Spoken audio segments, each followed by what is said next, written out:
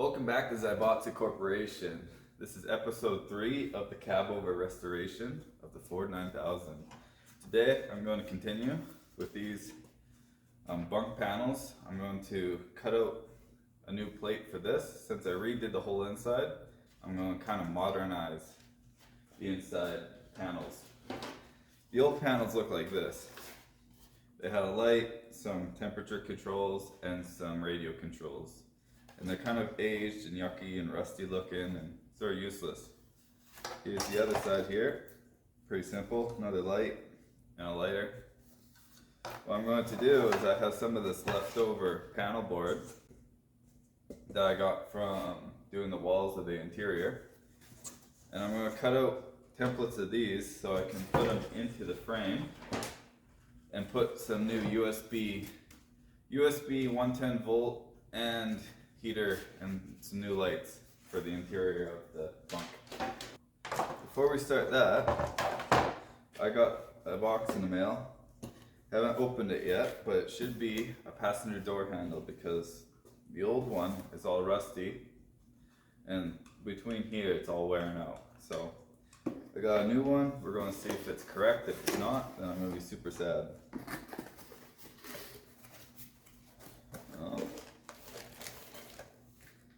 Okay.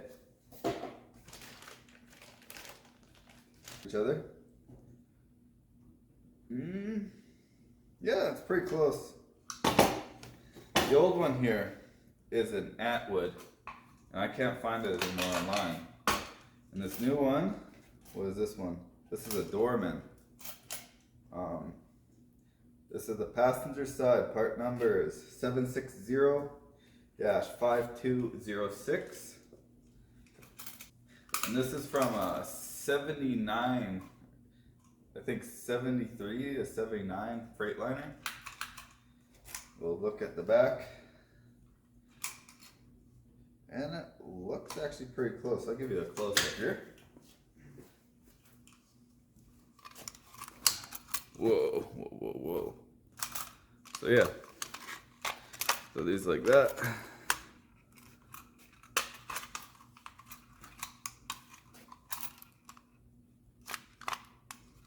So that should work nicely. I'm gonna paint these black to give the black and red accents I'm doing around the truck. And it should work pretty good. So that's awesome. I like that. I got the jiggy saw. I got a marker. I got some sandpaper we're gonna use to try to make these look sort of good here. So I'll line this up and draw an outline to cut it out.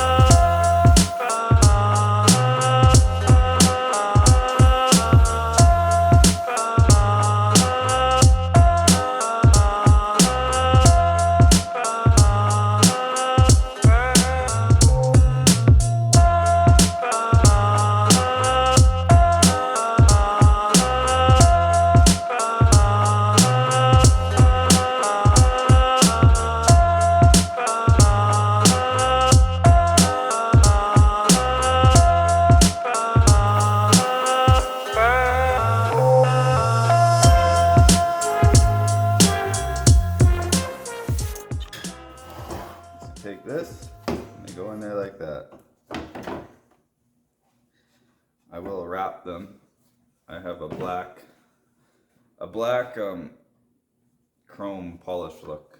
I'm gonna wrap them in just to blend it in a little bit better. But that goes in there, and we can add whatever we want to them. Welcome to the Amazon workshop. This is what I got. We got some. We'll do some more unboxing here. This is a USB car charger. Even comes with a fuse. Oh my gosh. It took me a while to find these. Well, not too long, but that's a 12 volt right there. just finding some that don't have ghost lights, because I don't like things that run my battery dead while I'm not using them. 12 volt. I have one for the front and then one for the back, just in case I need two 12 volts. Usually most things are USB, and then I got 110 volt I'm going to use with the inverter on the one side there, so if I need to run a microwave or a printer, I have that with me.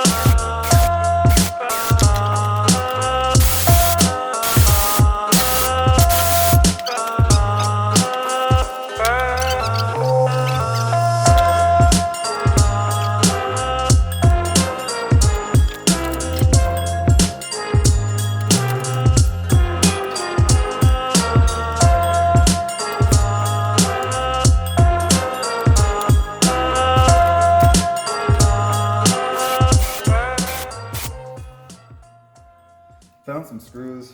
Turns out that these things aren't tapped, so I'm going to tap them with these guys here. We're going to test fit this guy, and then probably tap these guys too. So I'll figure out what size this is, tap that. Basically, try to get everything together, and then we'll hook it up and test it out.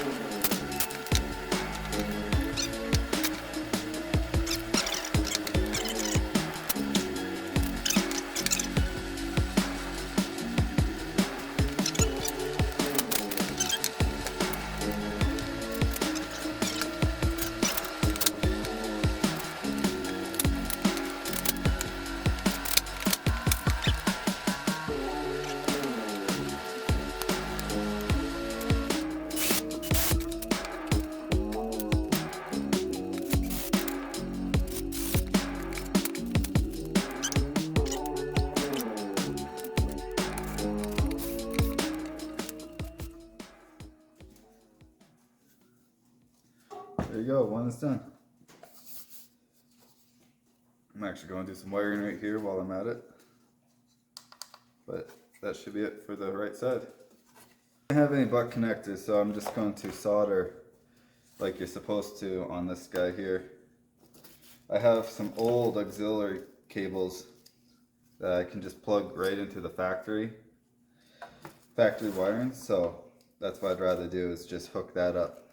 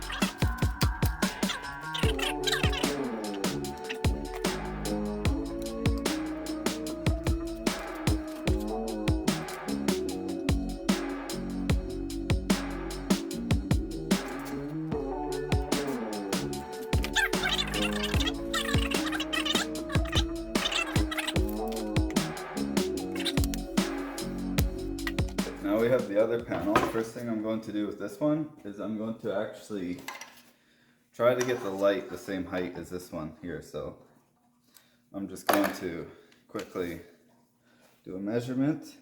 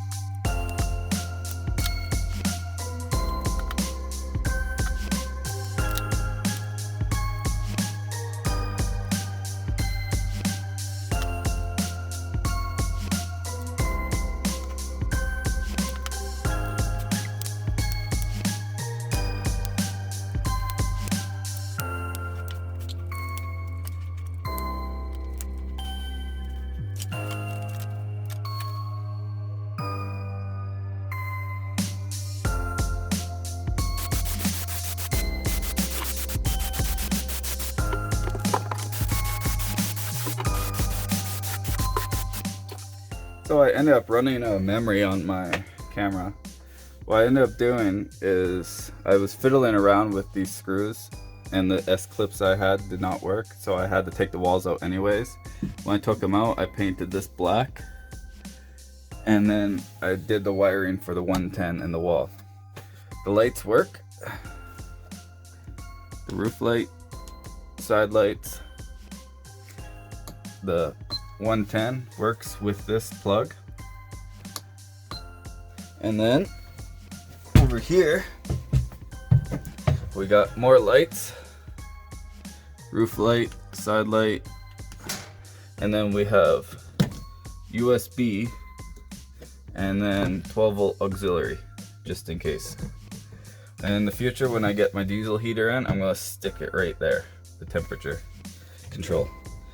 So what I did down here is I ran those wires in the last video. I ran positive to the battery, and then I put negative to the frame because that will work with my kill switch for the batteries. Up here we just have the wires ran right now, kind of willy-nilly, but that plug right there goes into the wall and up to that 110. We actually have a 100 amp fuse breaker box right there going into the power there, so that's all good.